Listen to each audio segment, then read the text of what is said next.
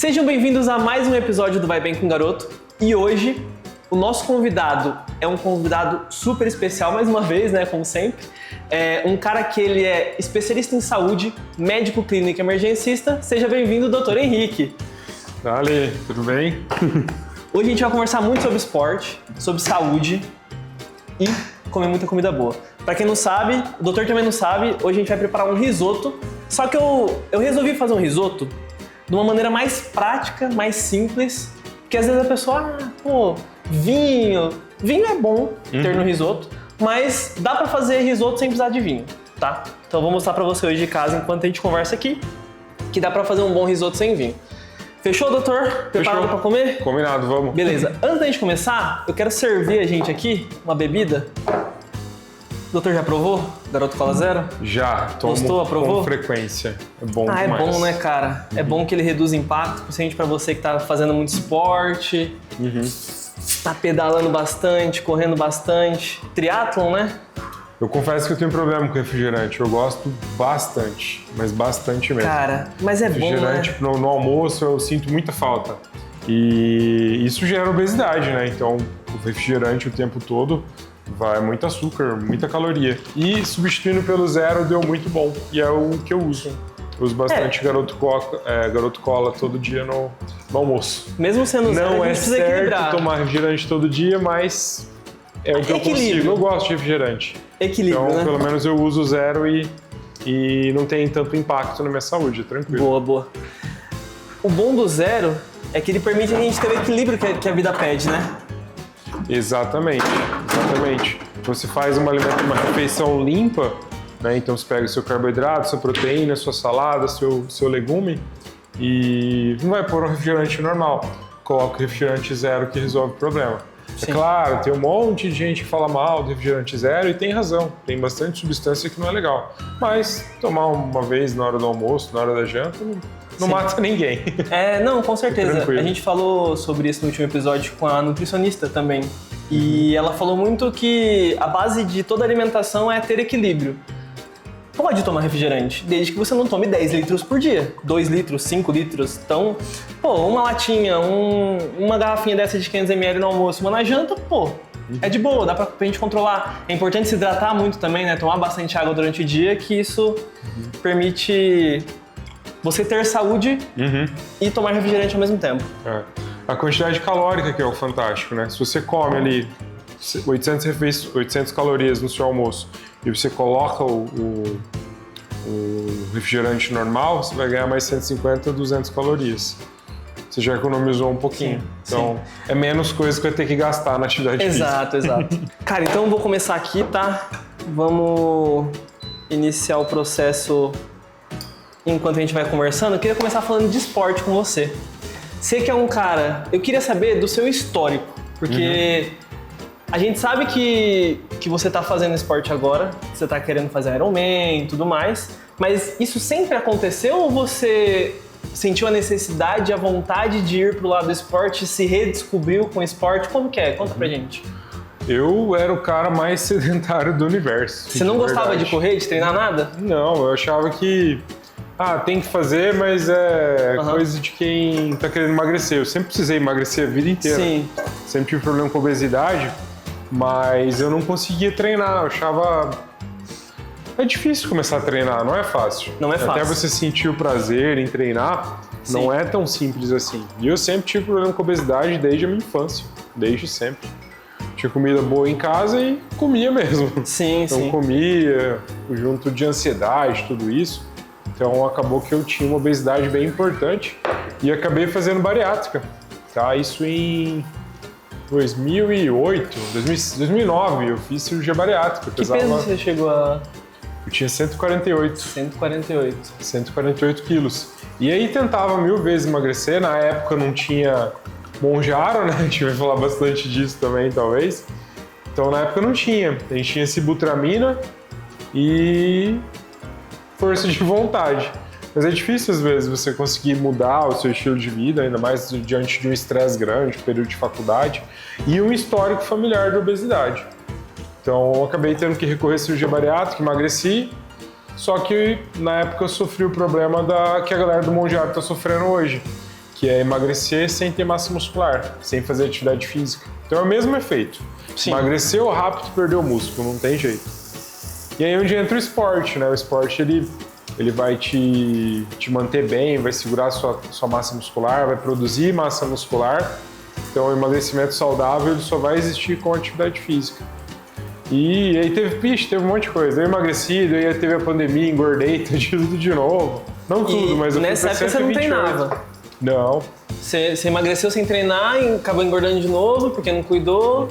Engordei de novo na pandemia. Bom, bastante gente que conhece meu histórico sabe que na pandemia eu tive que me desdobrar bastante. Então, cuidei do hospital de campanha, SAMU, abdiquei do consultório, que eu trabalho muito hoje, então eu cancelei todas as atividades do consultório e da minha vida também, né? Então, tudo que eu tinha que fazer... Porque você tava na linha de frente na época da pandemia. Tava. Então, eu engordei muito. Imagina, você lidando com gente morrendo o dia inteiro, uma doença nova, que você não consegue combater ela. Aí você faz o manejo, tudo certinho, como tudo manda, e o paciente morre. Pô, o que eu tô fazendo de errado? Então foi bem pesado e eu engordei. E então aproveitando esse quadro o gancho, emocional acabou comigo. Eu engordei tudo de novo, fui pra 128. Então, aproveitando esse gancho da pandemia, eu acho que muita gente não sabe a pressão que é você trabalhar numa linha de frente hospitalar, o tanto de coisa que você vê, o quanto isso afeta o emocional. Eu queria que você contasse um pouco pra gente, por mais que seja uma parte talvez um pouco triste, mas como que é você lidar com isso? Como que você passou por esse período? Porque Paranavaí talvez não foi uma cidade tão afetada quanto a nível mundial, assim, em proporção, mas tivemos muitas mortes, muitas percas. E como que foi isso? Como que foi enfrentar isso pra você? O problema da cidade, então do município, não foi tão grande por conta do hospital de campanha, que foi o que a gente liderou e gerenciou e cuidou de tudo. Então, lá a gente tinha 20 leitos de semi-intensiva, que acabou virando leito de UTI, e depois mais 50 leitos de enfermaria. Então, isso para uma cidade que tem um único hospital, foram 70 leitos. Então, foi bastante coisa. Então, foi muito trabalho. E você lidar, por mais que a gente está acostumado a lidar com vida, na pandemia era todo dia. Então, na pandemia você tinha que dar 3 notícias de morte num dia para a família. E não é paciente que você espera que vai ter um desfecho ruim. Não, é paciente 40, 30, 50, paciente que tem uma vida inteira pela frente. Que às vezes aparentava estar bem. Exatamente. E às vezes acontecia a fatalidade. Exatamente, porque a doença era muito agressiva. O vírus destruía toda a parte pulmonar e, consequentemente, tudo ia indo embora, né? Então, quando não tinha intervenção rápida, que acontecia bastante, aí o paciente morria e não tinha o que fazer, era complicado. Então, abala muito emocional. E aí a gente pensa hoje o que acontece, lidar com o dia a dia, por exemplo, no SAMU, as emergências do dia a dia, fichinha perto do que a gente passou na pandemia. Eu sempre falo para os residentes e para todos os meus alunos que a pandemia triou muita gente na saúde, porque só ficou quem realmente amava o que estava fazendo. Quem tinha dúvida foi embora, foi fazer outra coisa, porque foi bem puxado mesmo. Não foi fácil, foi complicado. Eu imagino. E gerou sequela psiquiátrica e psicológica em muita gente. Muito profissional da saúde acabou... Com certeza, com certeza. Na própria equipe minha do hospital de campanha, a gente ficava meio que tinha que ser muito forte para apoiar a sua equipe. A gente tinha equipe de psicologia do hospital, mas era voltado mais aos pacientes. Então o profissional ficava um pouco meio perdido. Então a gente tinha que ter uma liderança, que isso teve que desenvolver também no hospital de campanha, para segurar a sua equipe. Porque se um falta, o trabalho aumenta e mais gente vai sofrer. Então a gente teve que reconstruir isso todos os dias. Entendi. Ó, só pra galera que tá acompanhando, que talvez esteja interessado um pouco no prato também, coisa simples aqui até agora eu fiz, tá? Piquei cebola, eu tinha deixado já picadinha aqui, coloquei, dei uma dourada, coloquei um pouco de alho O cheiro tá e bom. coloquei o arroz. O cheiro é do caldo de legumes. Antes do preparo, a gente sempre faz um caldo, que é cenoura, cebola e salsão, deixa cozinhar por uma média de 1 hora com bastante água, porque é essa água que a gente vai utilizar para o cozimento. Tanto para dar sabor, quanto para ir aos poucos regando o arroz e a gente permitir que ele cozinhe normalmente. Então aqui, esse seria o momento onde a gente entraria com o vinho. Só que como não tem vinho, a gente pula só a etapa, que ele vai não dar tanta acidez, aí a gente vai entrando com o líquido. Então o líquido aqui ele vai permitir que o arroz cozinhe e a gente vai preparando esse arroz. Vou entrar aqui com bastante líquido para a gente conseguir cobrir esse arroz e a gente vai mexendo sem parar para permitir. Aí qual que é o lance? Além do... Geralmente o risoto ele tem algum tipo de sabor, né? Sabor. Eu gosto muito do risoto pomodoro. Então peguei aqui um molho de tomate e a gente já adiciona junto do arroz para cozinhar junto e pegar o sabor do molho de tomate. A gente coloca aqui um molho de tomate inteiro e deixa cozinhar junto. E vai cozinhando e vai mexendo. Doutor, aproveitando a deixa, queria falar com você um pouco também sobre saúde. Você falou de cirurgia bariátrica. Eu queria entender um pouco dos maiores desafios que os bariátricos têm. Por mais que hoje a gente tenha o Mounjaro, ainda tem pessoas que acabam necessitando da cirurgia bariátrica. E vocês recentemente lançaram o HT Life, que é um procedimento para cuidar dessa jornada dos bariátricos, né, ajudar nessa parte de vitamina. Queria entender um pouco dos desafios que o bariátrico tem e como que vocês têm ajudado essas pessoas a conseguir ter uma saúde melhor, né? Uhum. Esse é um foco bem importante dos nossos cuidados na clínica, principalmente agora com ampliação, com sala de medicação e tudo que a gente consegue fazer lá. Então, tem muito paciente muitas pessoas que já fizeram cirurgia bariátrica têm vergonha disso. Eu não, eu fiz mesmo. Eu precisei, não é motivo de vergonha nenhuma. Então, tem esse tabu, o paciente que tem cirurgia bariátrica, às vezes até quem emagreceu com Mounjaro, fica com vergonha. Não. Cara, não tem problema, você é doente, você não vai ter vergonha de estar com uma pneumonia e tomar antibiótico. Sim. Então, tem esse ponto, então não tenha vergonha de estar emagrecendo. Parabéns, está conseguindo. Mas tem que emagrecer com saúde. Então, na clínica agora, nós fazemos reposição de nutrientes de maneira endovenosa. Então, a gente faz vitamina na veia. Por quê? O paciente que tem cirurgia bariátrica, ele tem um intestino mais curto e muitas vezes o comprimido não faz absorção. Correto. E aí ele Legal. precisa de outras vias de administração para conseguir ter os nutrientes no corpo. Então, ou injeção intramuscular ou endovenosa. E é isso que a gente faz lá.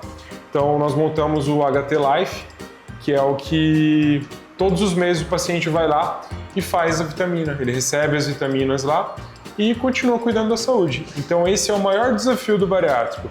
Ele troca, muitas vezes, hipertensão, diabetes, problemas metabólicos por déficit vitamínico. Então, ele troca coisas que vão acabar matando ele, né, que seria tudo isso levando a um infarto, um AVC, por um problema mais simples de resolver, que são as vitaminas que a gente precisa corrigir. E é claro, se o cara não cuida, ele fica anêmico, tem cãibra pra caramba, massa muscular vai embora e não volta. Cansaço. Que é o mais perceptível, né? Queda de cabelo, indisposição. Nos homens, a testosterona vai lá para baixo, com os nutrientes ruins e sem musculatura. Então a gente acaba não só fazendo a reposição de nutrientes e orientando o paciente, tá, a treinar, a fazer algumas suplementações que são importantes.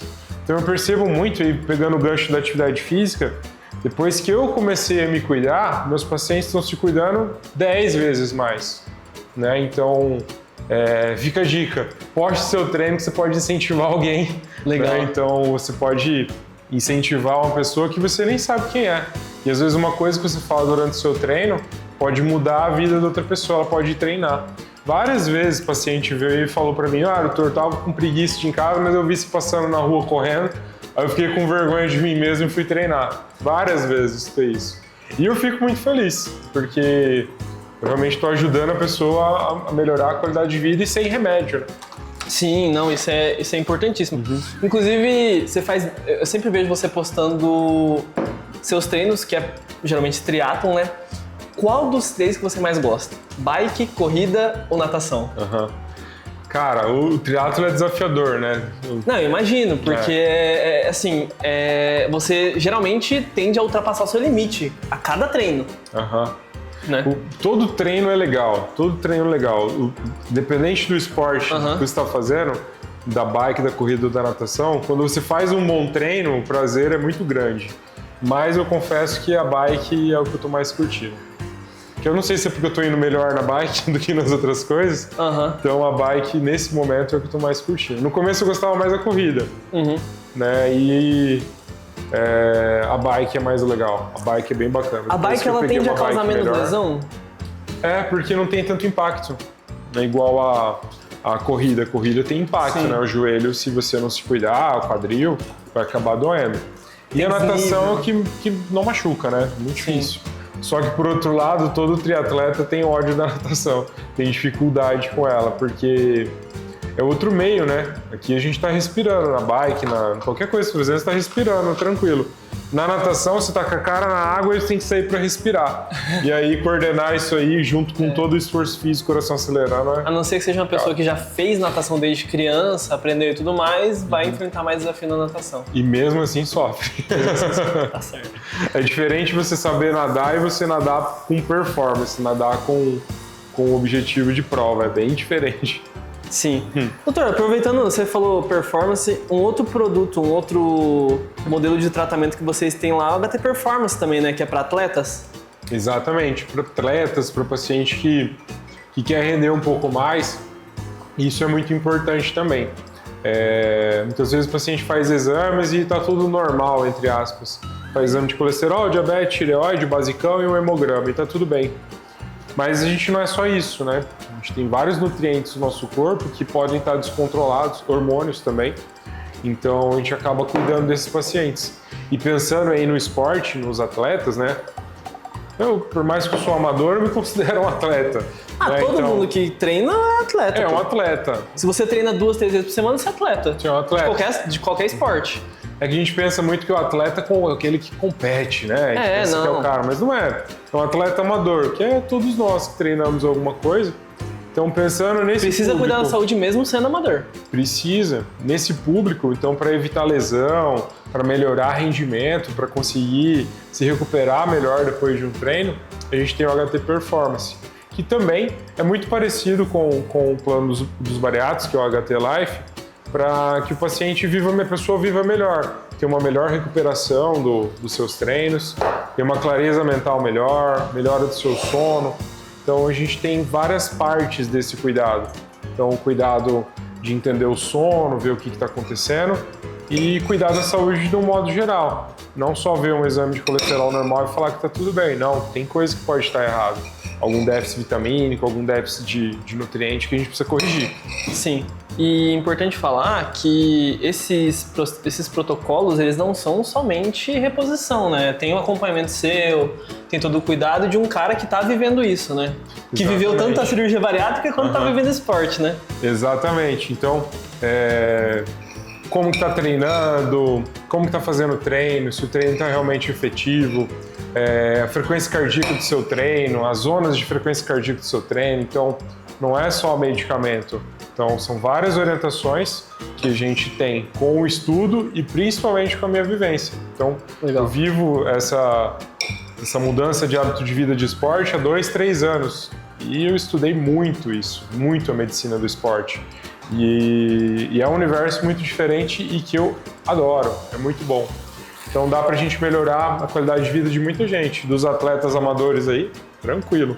Dá pra gente melhorar bastante coisa. Legal. Aproveitando essa parte de vivência, eu queria falar um pouco de vivência agora. Um pouco de história.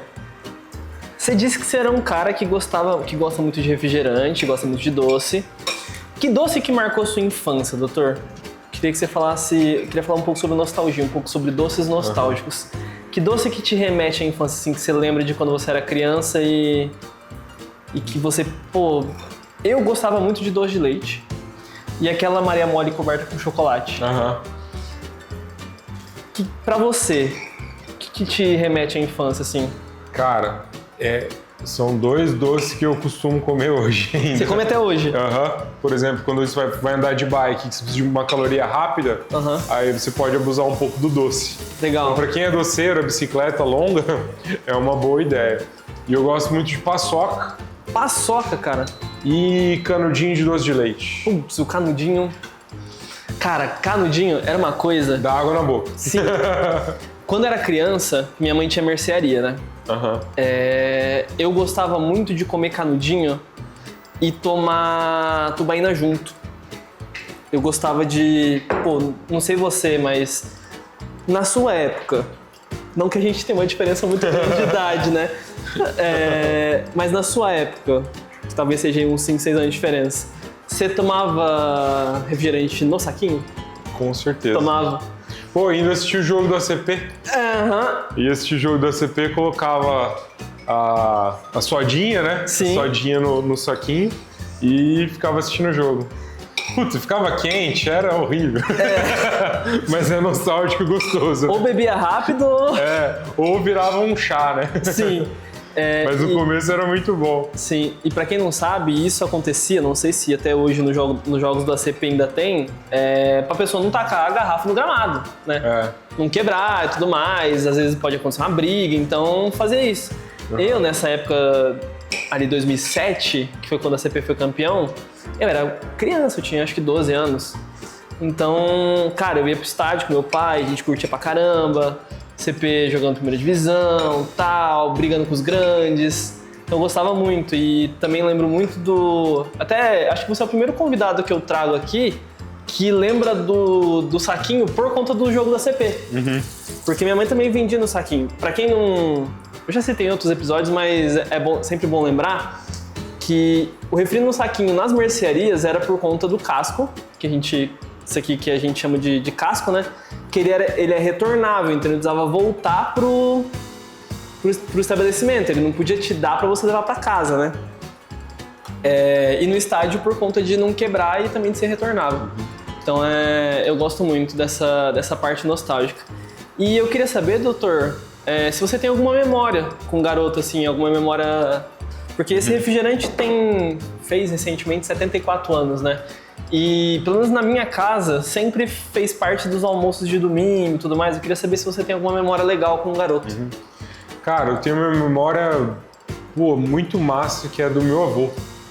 Meu avô, vô Armando Prince, ele era uma pessoa icônica, era terrível. Ele era um gordinho e ele usava calça e um suspensório, assim, era todo estilosão, velho.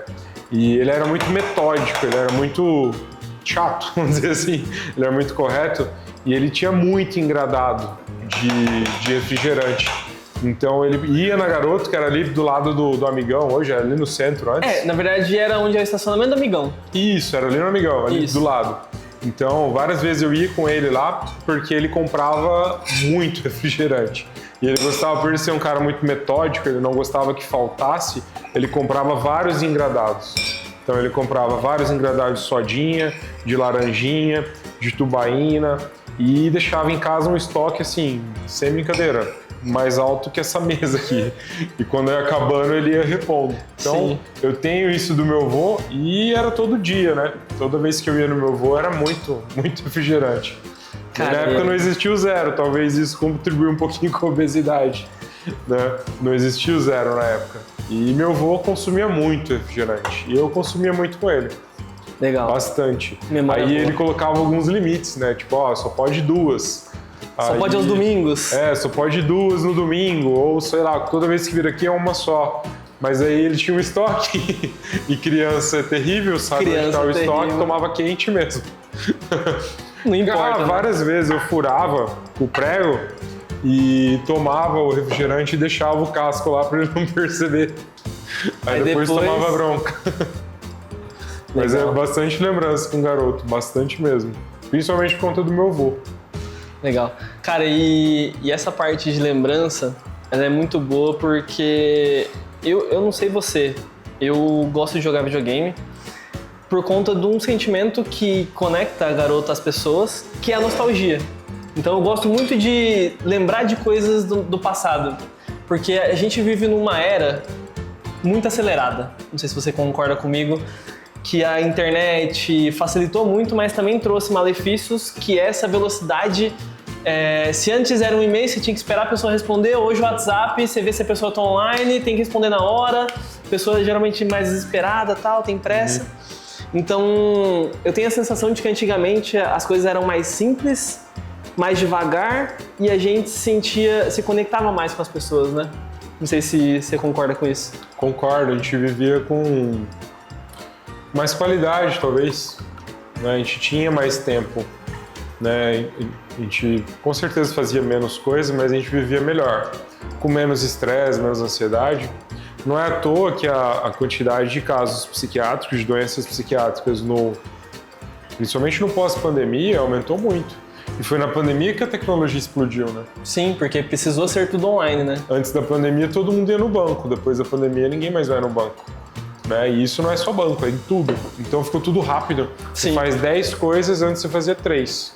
Isso gera uma ansiedade, um nervosismo, uma depressão, que aumentou muito nos últimos tempos. Né? Então é real isso.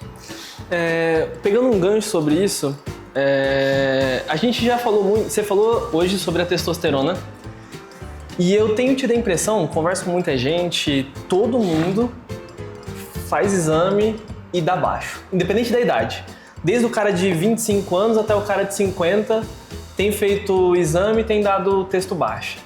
Você acha que a forma que a gente tem vivido hoje, tanto desde o impacto alimentar, de como a gente às vezes, por pressa, a gente acaba não se alimentando corretamente, quanto ao excesso de estresse, tudo isso colabora para essa queda generalizada de testosterona? Não sei se você tem pego muitos casos de pacientes que faz o exame para fazer o acompanhamento com você, vai ver a testo tá baixo, tem que fazer reposição. Uhum. Cara, isso é muito relativo, porque estão hiperdiagnosticando muita coisa hoje em dia. Uhum. Então, estão fazendo reposição de testosterona em quem não precisa. Então, tá realmente muito exagerado, então a gente tem que tomar bastante cuidado. Legal. Mas, de fato, aparece bastante. Em paciente jovem que você nem imagina que tá tudo bem com ele e a testo tá baixa, ele tem sintomas. Então, é importante a gente dizer que a testo baixa não é um número. Baixa e tanto tá ruim. Não, depende do sintoma do paciente. Então, se ele tem sintomas, não muda muito do número. Né? Então, o número não é determinador da baixa. Depende muito dos sintomas, da idade do paciente também. Por exemplo, a testo de um cara de 25 é diferente de um de 70. Não adianta eu fazer a testo do de 25 e de 70 que a gente vai infartar ele. Né? Vai fazer mal para ele. Então, e infelizmente a gente está vendo muitos jovens também infartando. Sim, né? Por isso que é importante o acompanhamento, né? Exatamente. O dado ele é importante para que o profissional especializado saiba ler aquele dado corretamente e indicar o que precisa ser feito, né? Exatamente. Porque tem diversas maneiras de se estimular a testosterona, né? Não é só injetável, só dessa forma. Tem cada forma, cada abordagem para um tipo específico de pessoa, né? Exatamente. A maioria dos meus pacientes não fazem reposição de testo. A gente muda outras coisas e a testo dele sobe. Né? Então, tem vários pacientes que têm realmente uma dificuldade na produção. O testículo não faz mais, né? Ele não produz testosterona numa quantidade significativa. Mas isso aí é a menor quantidade, uma quantidade muito pequena. A maioria é o dia a dia que está tudo bagunçado. São as vitaminas que estão ruins, é o sono que está horrível, é um quadro ansioso que está consumindo a vida do paciente, é um trabalho que está exaustivo demais, é burnout, é tudo. Então, isso tudo faz com que a testo fique baixa. Você pode pegar o cara mais saudável do mundo. Se você pôr ele para dormir mal, a testo dele vai cair. Pode ser jovem, vai cair. Se pôr ele sobre forte estresse, vai cair. O cortisol impacta muito na testo? Bastante. Cortisol e insulina. Os dois mais altos, então cortisol e insulina alto, testosterona baixa. Então, tudo isso influencia. E é aí que a gente tem que intervir. Se chegar no paciente e ver que está baixa a testosterona e que ele tem sintomas, e sair repondo, você vai trazer muito mais problema. Né? O cara que às vezes ele tem um quadro ansioso muito grande, daí não está dormindo bem e a testosterona dele é baixa, se você joga testo nesse cara, aí esse cara vai sair batendo nos outros na rua, fica agressivo, vai fazer um monte de coisa errada. E a gente vê a notícia. Né, a quantidade de briga aí sem motivo, né? E você vai ver os caras chega a estar inchado lá, texto de 3 mil, né? Então tem que tomar cuidado. Sim. Né? Então tem que tomar cuidado. Eu sempre falo para todos os meus pacientes, A gente precisa entender a causa do que está acontecendo com você. 99% das vezes o paciente vem com um problema que é a pontinha do iceberg. O problema, na verdade, está lá embaixo. E a gente precisa resolver lá. Porque se a gente fica aqui em cima, a gente não resolve nada, né? E vai causando outros problemas. Então tem que ir na base, na fonte. Um outro tema que eu acho legal a gente conversar você falou que tem muita gente repondo texto, às vezes sem precisar. Tem acontecido também com vitamina, né? Eu vejo muita gente que às vezes, sem fazer um acompanhamento, sem fazer um exame, sem entender se precisa ou não, tomando vitamina torta direita e se automedicando, repondo coisa que às vezes não precisa, porque ao mesmo tempo que a falta gera problemas, o excesso também gera, né? Com certeza.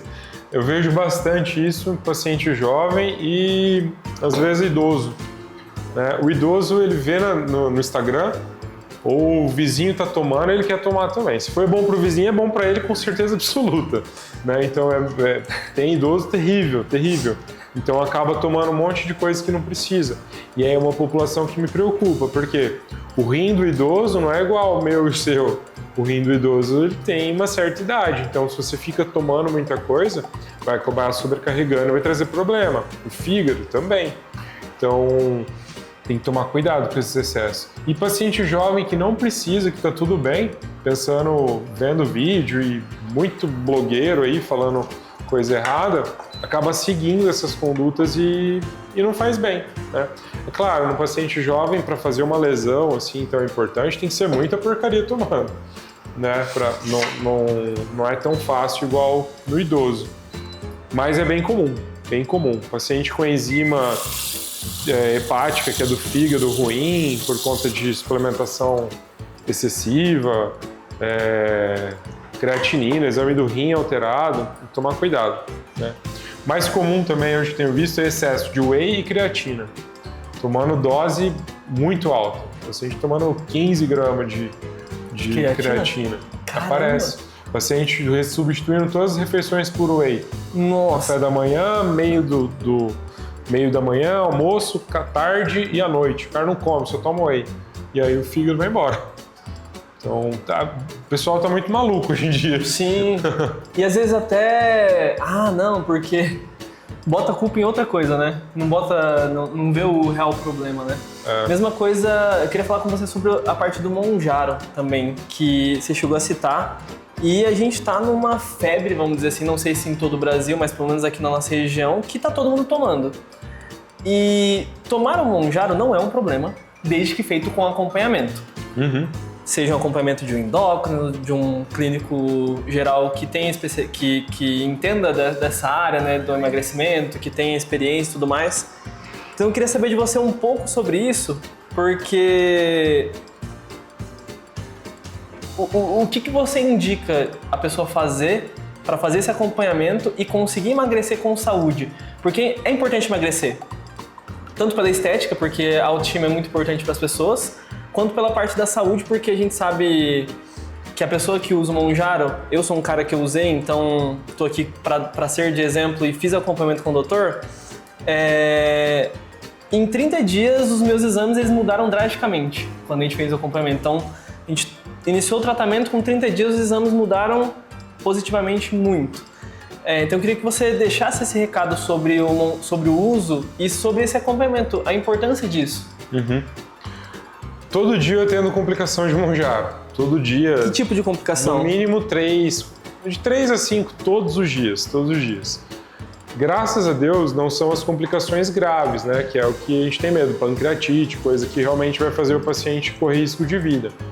Mas eu vejo muita coisa que piora a qualidade de vida, que é principalmente as famosas sarcopenia, que é a diminuição da massa muscular, né? O famoso derretido de Monjaro, né? Então tá muito comum hoje em dia, porque realmente ele parece um milagre. Você usa ele, você não come, você emagrece. Só que aí que tá, você não come, você emagrece, você perde nutrientes, você perde musculatura. E é essa parte que ninguém fala, né? O pessoal sobe na balança, vê o peso diminuindo e fica feliz. A camiseta começa a caber, mas aí quando olha no espelho tá tudo pelancudo. Sim. Por quê? Perdeu massa muscular. E o problema não é nem estar pelancudo, não é só estético. O problema não é estético, é a sua qualidade de vida depois. Então, muito paciente chega falando, pô, eu emagreci, mas eu tô pior, porque agora eu canso com qualquer coisa. Eu emagreci, eu não consigo mais subir um lance de escada. Eu sinto dor, tenho cãibra. Então, isso é todo dia. E aí, para você recuperar depois, dá mais trabalho.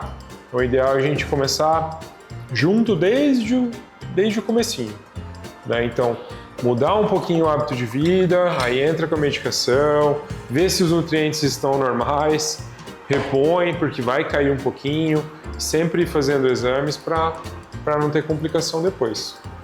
Legal. E é muito, tá? É bastante. Nossa região aqui, então, é perfil de paciente também. O paciente fala, eu fui no Paraguai e eu trouxe um de lá. E tá muito assim, acessível, é todo né? dia, tá muito fácil. Tá muito fácil, A fiscalização não dá conta de pegar os monjaro paraguaios, vamos dizer assim. Porque e tem muita gente trazendo ilegal também, Sim. e o pessoal compra mesmo. O problema não é nem trazer do Paraguai. A gente já chegou a comentar sobre isso, que o problema é como muita gente traz, que às vezes a gente já viu casos de pessoas que colocam dentro do carro, assim, na lateral da porta, dentro da roda, dentro do motor, né? Então a galera traz de um formato que vai fazer o medicamento modificar, né? Aí ele não funciona. Aí gasta dinheiro e não funciona. Aí realmente o barato sai caro, né? O barato sai caro. Show. Tem que cuidar muito, tem que cuidar bastante. Tem algumas marcas que são vendidas no Paraguai que são liberadas no Brasil, mas tem algumas que não, né? Então tem que ver a determinação certo e comprar com prescrição, né, gente? Pelo amor de Deus, né? Tá muito fácil hoje em dia, né? Eu adoro o acesso à informação, eu acho muito bom. Eu acho que ele te protege, faz muito bem. Só que hoje em dia todo mundo sabe tudo com o ChatGPT.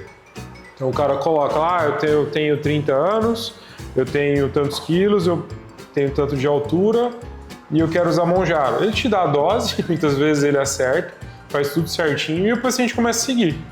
Só que essa parte da complicação, a inteligência artificial não vai conseguir ver. Ele não vai ver você perdendo musculatura.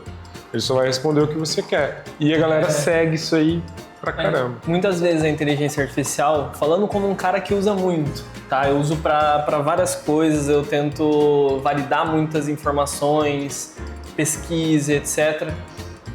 Muitas vezes a inteligência artificial ela só quer validar aquilo que você levou de informação. Tipo assim, não, vai lá, faz isso aí sim. Né? Então tem que tomar muito cuidado. Tem que tomar muito cuidado porque nem tudo que a inteligência artificial fala tem que ser levado ou considerado como verdade absoluta. E se você abre o chat, lá mesmo está escrito, confira as informações antes de... né? Para você não cometer erros e prejudicar algo que poderia ser benéfico para você. A questão é que ela acerta tanto que todo mundo acredita cegamente nela. Só que assim, ela realmente acerta. Se você colocar posologia, tudo, são todos os cérebros juntos, né? Sim. Mas ela não consegue juntar as coisas. Então, entender se essa dose, o uso, o que vai acontecer, como você vai responder. Então, ela não consegue juntar essas informações. Ela não tem uma previsibilidade, ela não tem prognóstico, vamos dizer. Sim. Ela não consegue entender o que vai acontecer, o que ela está falando. E ela não está nem aí também, não tem compromisso com ninguém, é uma máquina. Né? Por exemplo, o meu paciente, eu tenho compromisso com ele, eu estou preocupado, estou engajado com ele. Eu quero que ele realmente melhore e que ele tenha um resultado maravilhoso. Tanto que eu espero, tanto que ele espera. Sim. Agora a máquina não. Exato. Né? E eu gosto da inteligência artificial que o paciente vem mais crítico. Eu gosto disso. Porque aí o debate fica de alto nível. Quando o paciente tira dúvida, geralmente é dúvida importante. Sim. Ele não pergunta coisa básica. E isso eu acho muito legal. E ele evolui melhor quando ele já consultou a IA. Então tem muito médico que não gosta, eu já gosto. Quando o paciente vem e fala, eu li isso e fala, porra, que legal, esse cara entende. Ele vai seguir certo. Quando você tem o entendimento, você segue melhor. Sim. Eu gosto bastante. Eu posso dar o meu exemplo que eu tive no começo ali, quando eu estava começando a praticar beach tênis, eu tive epicondilite lateral. Eu fui pesquisei com o ChatGPT, pesquisei no Google e tudo mais, e entendi, beleza, essa dor que eu tenho é tal coisa. Para poder, a partir disso, ver qual profissional eu precisava buscar. Né? Então isso é um caminho legal. Agora você se automedicar a partir de uma inteligência artificial daí já é bem mais arriscado. Eu queria falar agora, doutor, aproveitando, pra mim, você tem muito cara de mocinho bonzinho. As veinhas, as vozinhas, gostam de você? Eu quero saber disso. Quero saber se as vozinhas chegam lá e falam: ô, meu filho, como é que você tá? Bonzinho, doutor. Cara, geralmente, assim, pra mim, elas acabam não falando que eu sou com vergonha.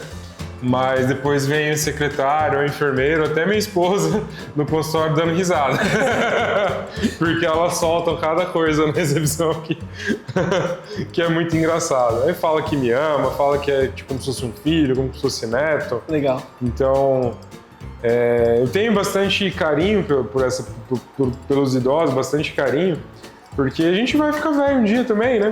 Então, vai precisar de cuidado também, né? Exatamente. E outra, a experiência que tem é muito grande. Então eu gosto muito desse público, né? De ouvir as histórias, o que eles têm para dizer.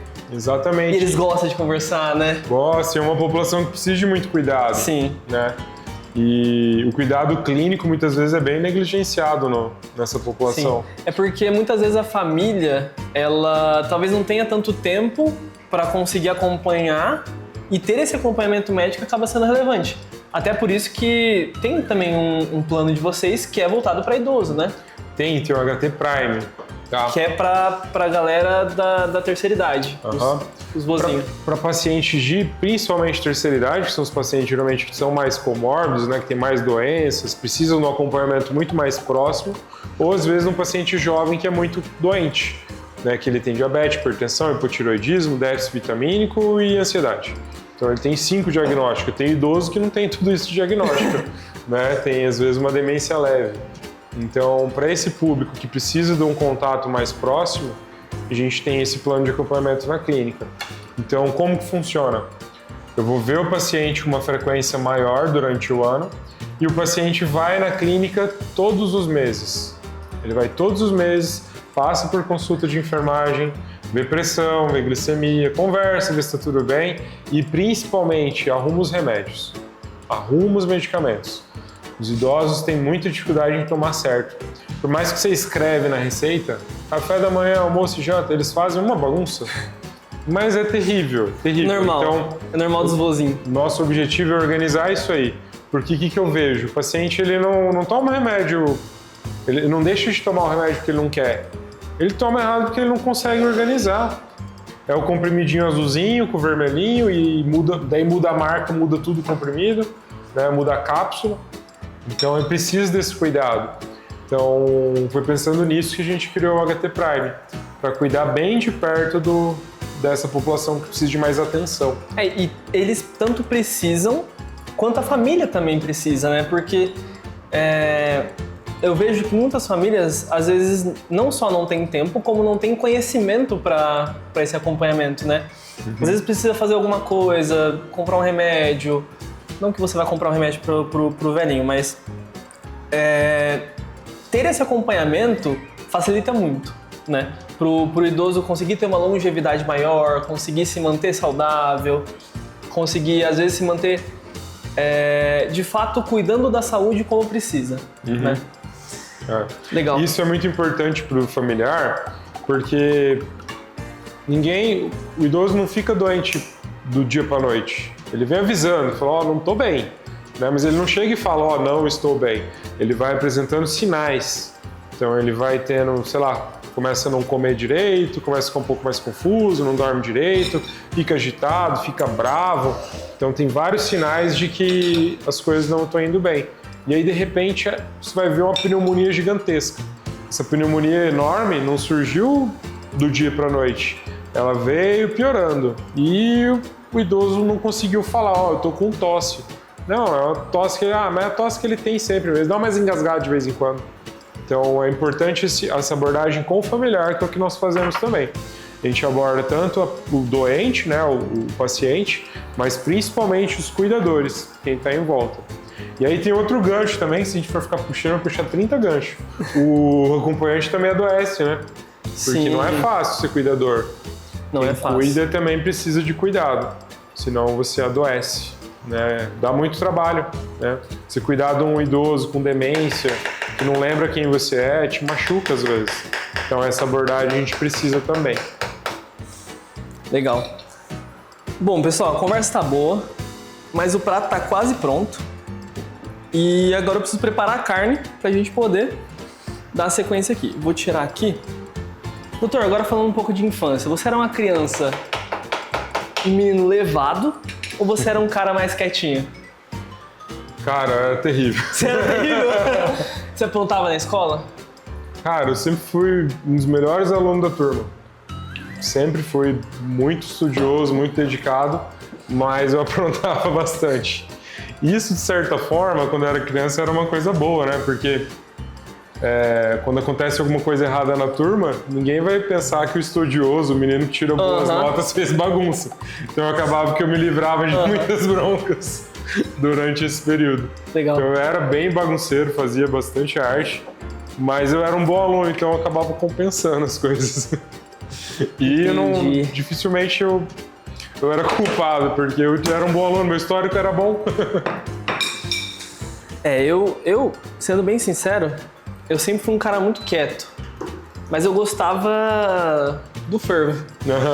Eu gostava do fundo, mas eu era o cara do fundo quieto, eu era um cara diferente, assim.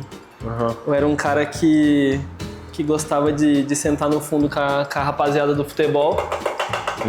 Mas quando eles faziam besteira, eu falava, não fui eu não. Não me bota nesse rolo não, que eu... Eu sentava, acho que na terceira carteira, mais ou menos. Não era do fundão, mas não era da frente. Me dava bem com o pessoal do fundo e com o pessoal mais estudioso também. Minhas notas eram muito boas. Vixe. Você estudou em que escola, doutor? Eu estudei a vida inteira no paroquial. Paroquial. A vida inteira no paroquial, da 5ª até a 8ª. Estudei no Cirandinha antigo, só quem é velho, né? Mas o Intentos eles chamavam Cirandinha antigamente. Então, Cirandinha. Aí quando eu entrei, ele mudou de nome para Intentos, mas pra gente mais velho sempre vai ser o Cirandinha. Aí de lá pro paroquial e a vida inteira no paroquial. Inclusive, meus professores do tempo do colégio ainda são professores do colégio e muitos deles são meus pacientes hoje. Isso é muito legal. Eu vejo meus professores, eles são meus pacientes e a família deles, os pais, os familiares são meus pacientes hoje. Isso é muito legal. Acho que pro professor deve ser bem legal isso. Ele falou, pô, era meu aluno. Com certeza, com certeza. Eu acho engraçado. Puta, esse menino deu bom, né?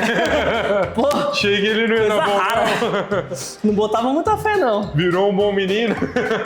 Virou? Cara, é engraçado que eu tava conversando ontem com um amigo que a gente tava falando sobre como, assim, eu encontrei um professor na rua, só que ele não me reconheceu, só que era um professor de quando eu era muito criança.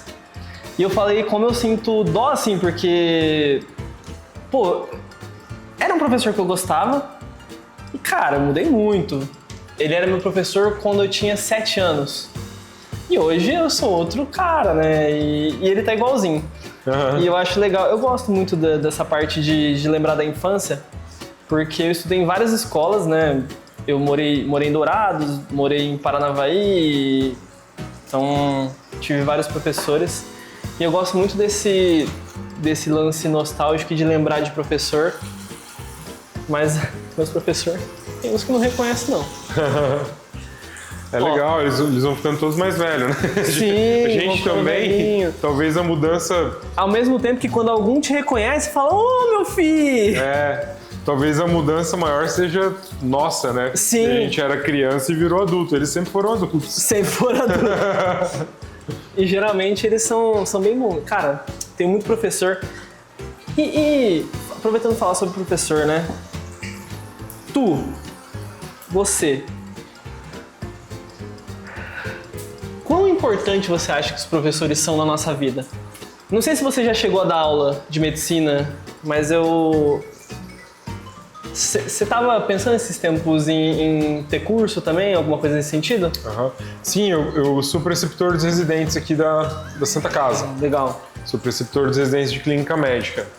E eu gosto demais de estar com eles, mas muito mesmo.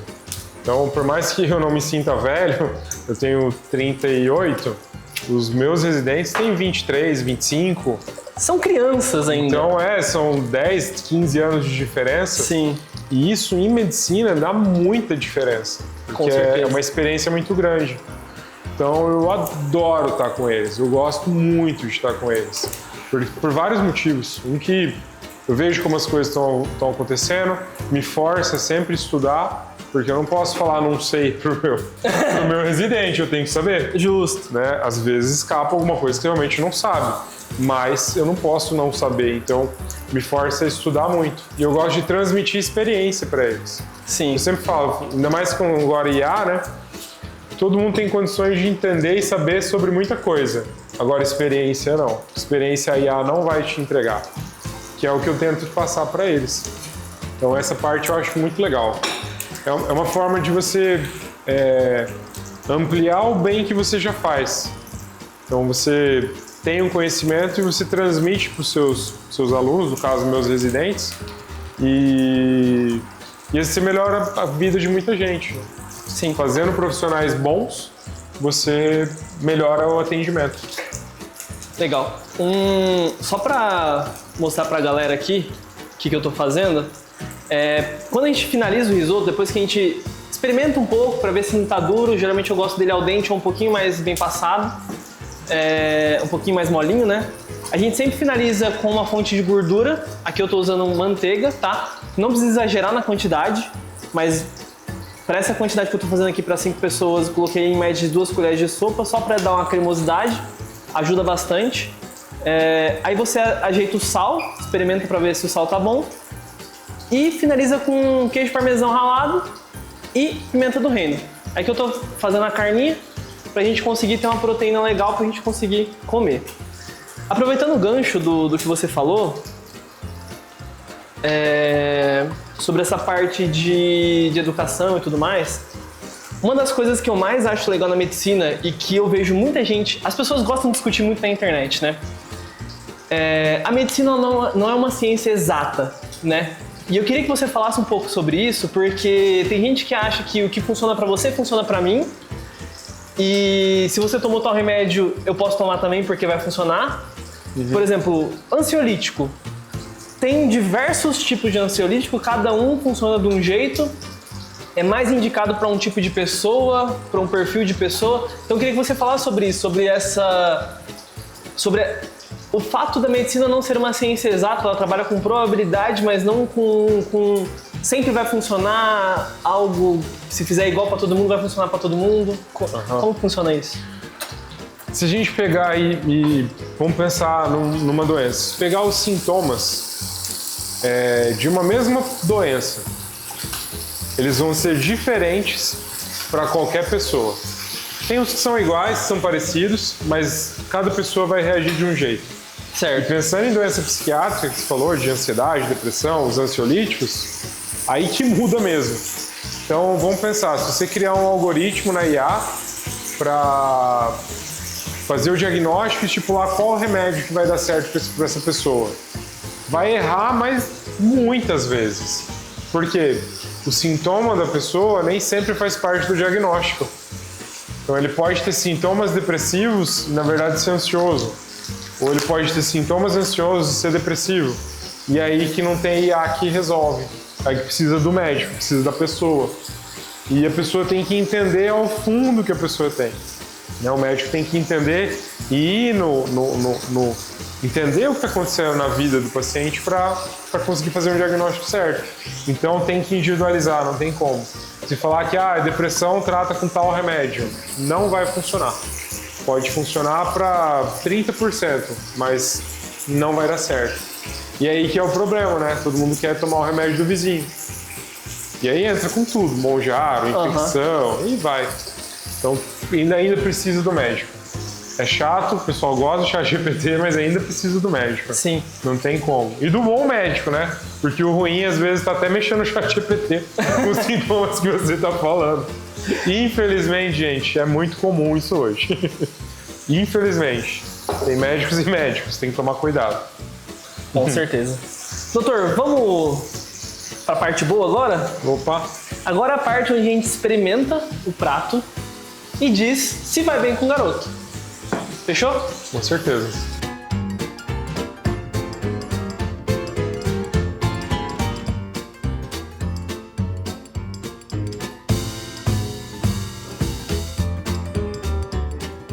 Doutor, esse é o momento de você experimentar o risoto simplificado. Aham. E daí a gente vai falar se vai bem ou não com o garoto. Vamos lá.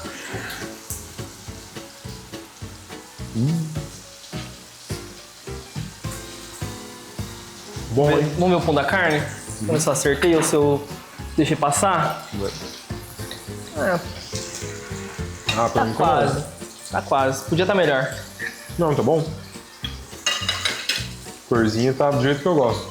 Rosinha. Não muito sangue, não preto, não queimado.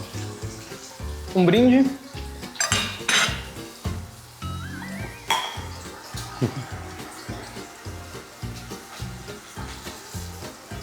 Bom, pessoal, então é isso.